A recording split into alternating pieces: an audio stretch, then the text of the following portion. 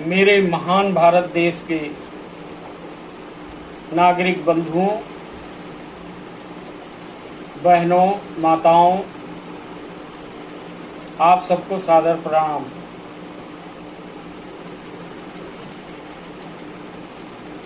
इस देश में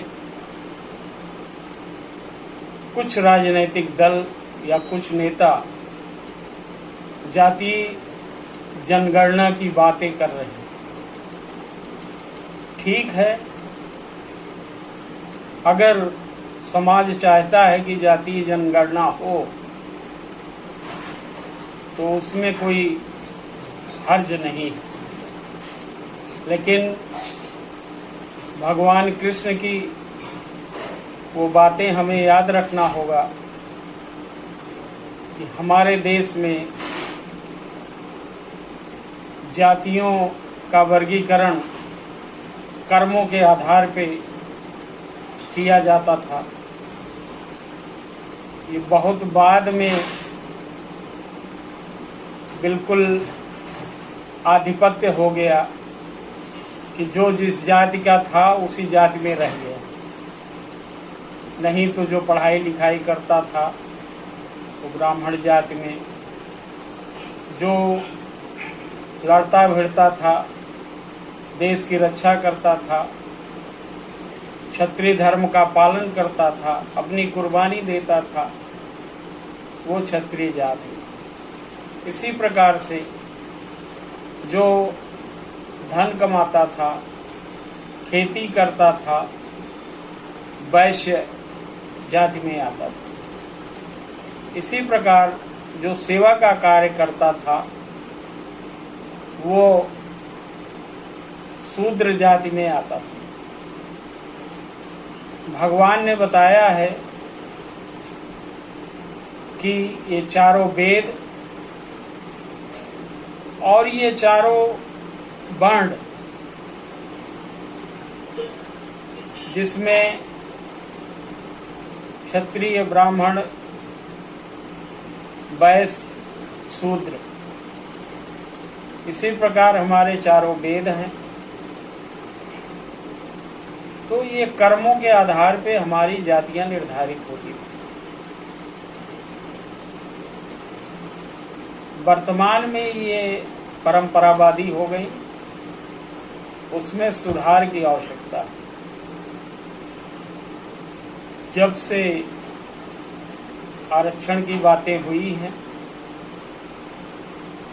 जिसके अंतर्गत समाज को बांटने का प्रयास हुआ है, तब से ये जातीय जनगणना की बात आ रही है। अपने देश में भिन्न भिन्न प्रकार के पंथ हैं और जितने भी पंथ हैं उनमें भी जातियां हैं और सभी जातियों का अपना एक सम्मान है, अपना एक इतिहास है। इस कारण से सबसे पहले हमारी जाति है कि हम भारतीय हैं, हम हिंदुस्तानी हैं, हम इस भारत राष्ट्र के, भारत माता के पुत्र हैं। अगर हम यह बात ध्यान में रखें तो जाति पे विचार करने की कोई आवश्यकता नहीं। लेकिन फिर भी जो लोग ज़्यादा मांग कर रहे हैं जातीय जनगणना की, पहले तो अपनी जाति ही निर्धारित कर लें कि वो किस जाति में है, किस धर्म में है, और निर्धारित करके उसको ईमानदारी से अपना आधार बनवाएं, आधार कार्ड बनवाएं कि मैं फला धर्म में हूँ, फला जाति में हूँ। गलत प्रकार से अपनी जातियों का वर्णन करना, अपनी गलत जात बताना, टाइटल चेंज करना, ये हमारे यहाँ आम बात हो गई है। जबकि भगवान ने अपने स्वरूप में दिखाया था कि अगर ये सिर हमारा, मुख हमारा ब्राह्मण है तो भुजाएं मेरी मेरी भुजाएं ये छत्री है, ये पेट हमारा बीच का भाग ये वैश्य है, और हमारे ये दोनों पैर ये हमारा शूद्र है। अर्थात पैर काट दीजिए तो शरीर बेकार हो जाएगी, भुजा को काट दीजिए तो शरीर बेकार हो जाएगी, और सिर को काट दीजिए तो शरीर बेकार हो जाएगी। इस तरह से भगवान ने अपने स्वरूप में ये चारों जातियां, चारों वेद, चार वर्ण, ब्रह्मचर्य, गृहस्थ, वानप्रस्थ, सन्यास, ये चार हमारी वर्ण व्यवस्थाएं थी जो सभी जातियों पे लागू। गड़बड़ी वहां से आई कि जब वानप्रस्थ में जाने वाला वो वानप्रस्थ में नहीं गया, सन्यास लेने वाला सन्यास नहीं लिया, घर पर ही पड़ा रहा। अगर ये चारों जो हमारी व्यवस्थाएं थी, अगर इसका पालन किया जाता तो आज हमारी बेरोजगारी पूरी तरह से दूर हो जाती। सबके अपने अपने काम थे।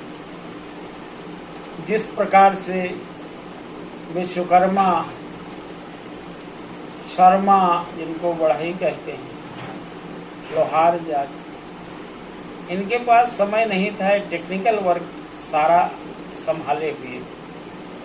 हल बनाते थे, जुआ बनाते थे, कुल्हाड़ी बनाते थे, हथियार बनाते थे, सारे काम करते। नाई हमारे शर्मा जी लिखते हैं, बाल काटते थे, पूजा पाठ करवाते थे, साथ में पंडित जी के साथ सारा पूजा पाठ कराते थे।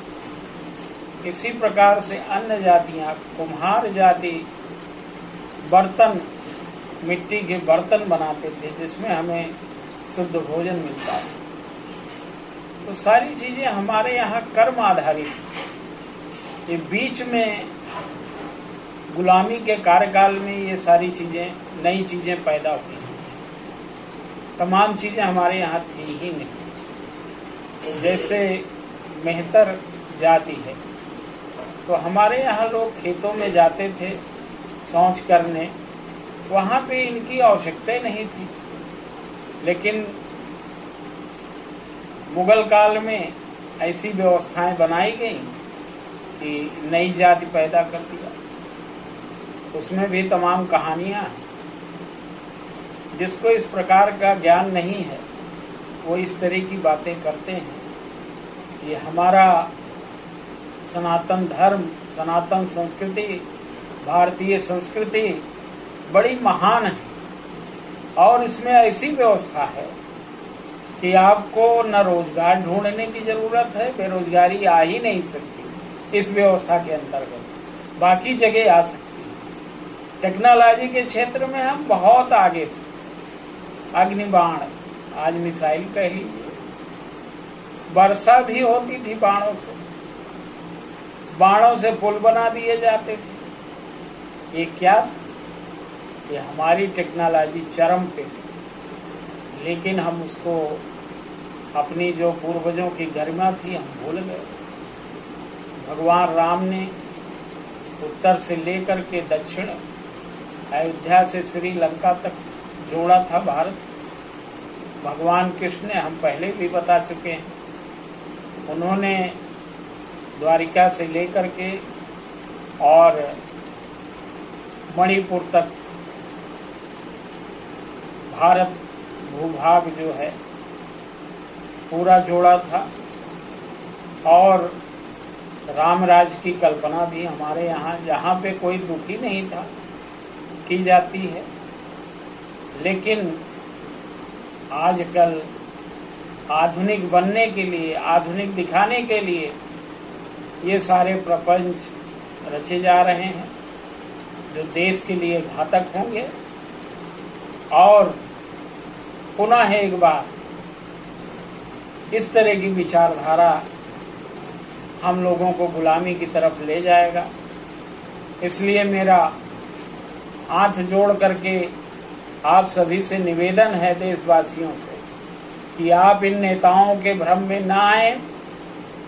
ये नेता, ये मंत्री, ये सांसद, ये विधायक पेंशन ले रहे हैं और कर्मचारियों को पेंशन नहीं दे रहे हैं। प्राइवेट वालों को भी कुछ नहीं दे रहे हैं, 1000 रुपए 2000 रुपए पेंशन दे रहे हैं। तो ये अपनी सुविधा के लिए सब कुछ रखे हैं। ये हवाई जहाज से चल रहे हैं, एसी में चल रहे हैं, इनके अंदर कोई त्याग की भावना नहीं है। हाँ, सब उसमें नहीं है, बहुत सारे त्यागी भी सांसद हैं, विधायक हैं, मंत्री हैं।